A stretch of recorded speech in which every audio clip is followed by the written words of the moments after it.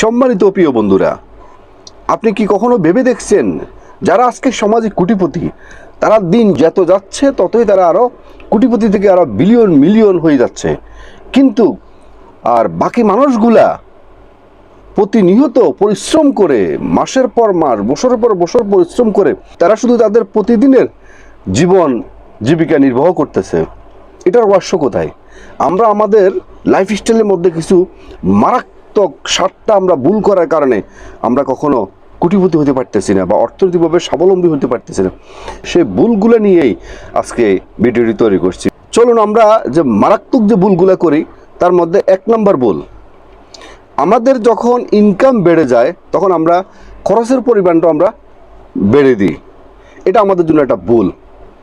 কারণ হচ্ছে যে সে ধরেন আপনি প্রতি মাসে 25,000 টাকা আপনি ইনকাম করেন, তার মধ্যে আপনি 20,000 টাকা খরচ করেন, 5,000 টাকা আপনি সঞ্চয় হিসেবে রাখতেছেন ভবিষ্যতের জন্য।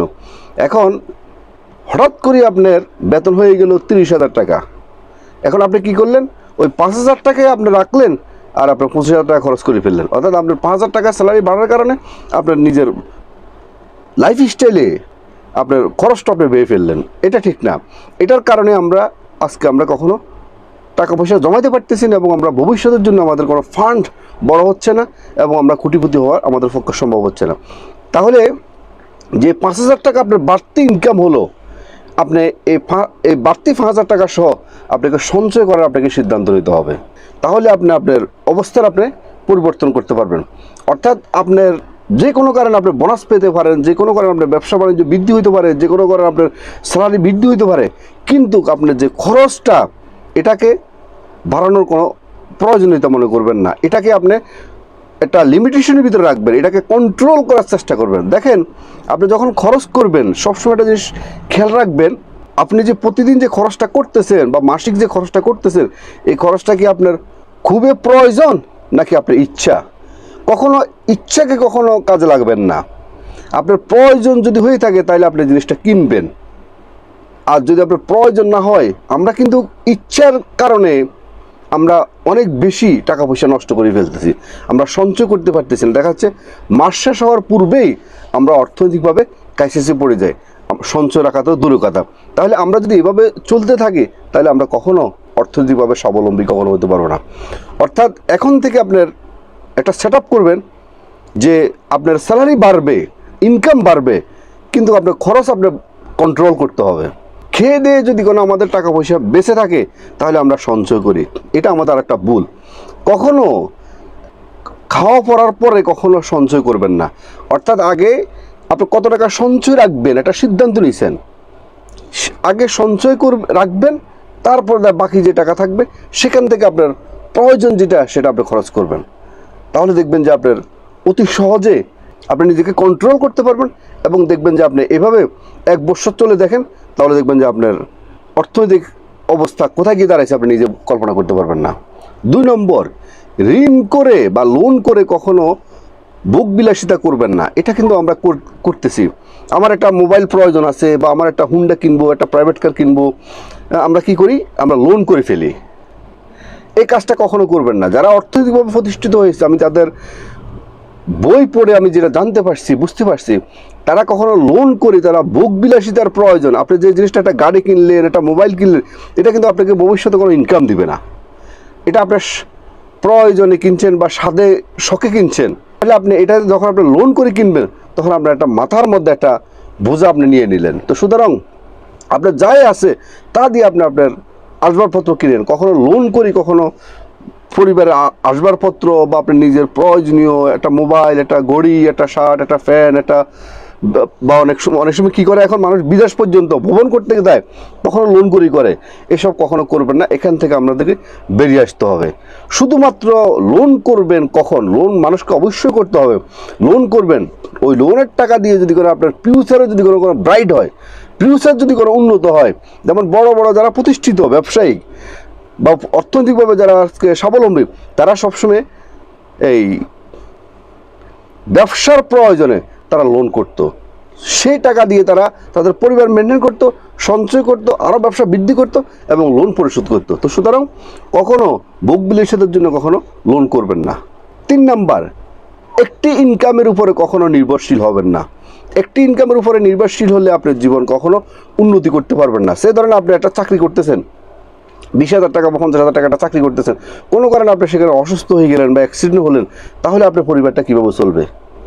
এমন একটা স্কেল আপনার কর্মের পাশাপাশি তৈরি করুন, আপনি অসুস্থ হলে যেহেতু ওই স্কেল থেকে ওই জায়গা থেকে যেহেতু আপনার একটা ইনকাম আসে, ওরকম একটা, সেটা অনলাইন হইতে পারে, যে কোনো, আপনি ইউটিউবে সার্চ করে দেখেন, আপনার একটা বেসিক একটা ইনকাম আপনি তৈরি করুন।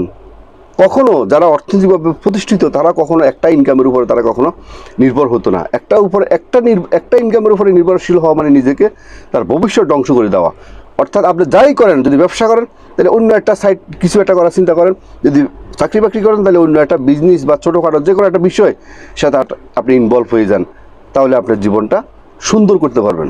4 নাম্বার, খুব ইম্পর্টেন্ট, কখনো আপনার ভবিষ্যতের পরিকল্পনা সংক্রান্ত বিষয়, মানে আপনি ভবিষ্যতে কী করতে চাচ্ছেন, যতক্ষণ অবধি পর্যন্ত সাকসেস না হবেন ততক্ষণ অবধি পর্যন্ত কাউকে বলবেন না। সব করেই হোক বা কেউ আপনাকে সে শুনে খুশি হবে বা কোনো কারণে কারোর সাথে কখনো ভবিষ্যৎ পরিকল্পনা সম্বন্ধে আলাপ করবেন না। এটা করলে কি হবে?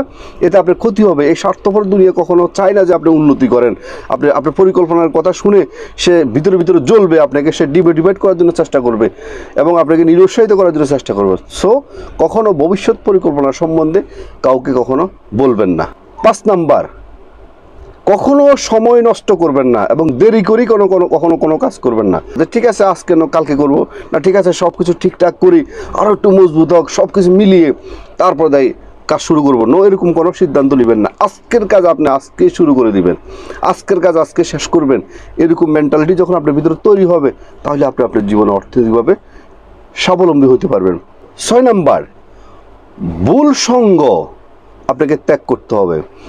সৎসঙ্গে সর্ববাস, অসৎসঙ্গে সর্বনাশ।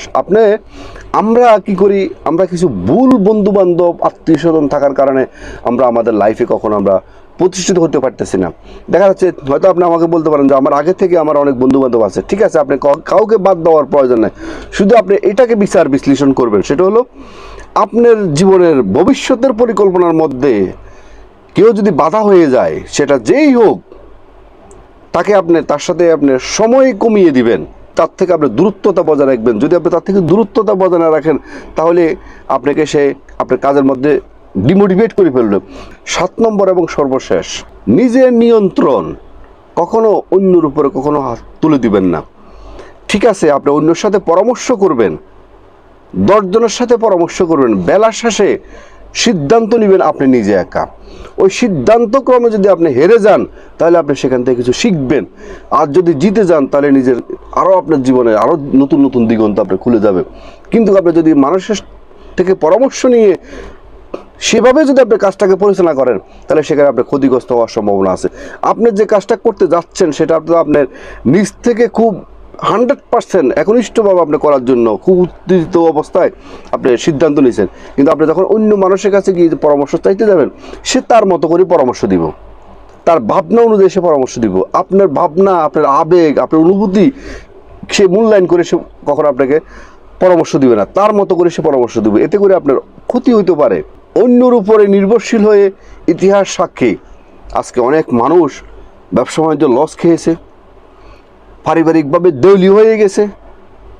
কারণ এই স্বার্থপর দুনিয়া, তারা আপনাকে এমনভাবে পরামর্শ দিবে আপনি বুঝতেও পারবেন না, যে পরামর্শ আপনি মনে করবেন না এটাই মনে সঠিক, এটাই মনে রাইট। দেখা যাচ্ছে আপনি সেই মতো করে চলে আপনার জীবন বরবাদ করে ফেলতেছেন। তো অন্যর উপরে কখনো নিজের বিবেক কখনো ছেড়ে দিবেন না, নিজের নিয়ন্ত্রণ নিজের হাতে কন্ট্রোল করবেন, তাহলে আপনি জীবনে সফল হতে পারবেন। আজকের মতো ভিডিওটি এখানে শেষ করলাম। ভিডিওটি যদি আপনাদের ভালো লেগে থাকে, তাহলে অবশ্যই এটা লাইক করবেন, এটা কমেন্ট করবেন এবং আপনাদের বন্ধু মহলের কাছে ভিডিওটি শেয়ার করে দিবেন। এবং যারা নতুন, অবশ্যই চ্যানেলকে সাবস্ক্রাইব করে অল নোটিফিকেশন অন করে রাখবেন এই ধরনের নতুন নতুন ভিডিও পেতে। এবং যারা আগে সাবস্ক্রাইব করছেন, আপনাদেরকে অসংখ্য অসংখ্য ধন্যবাদ।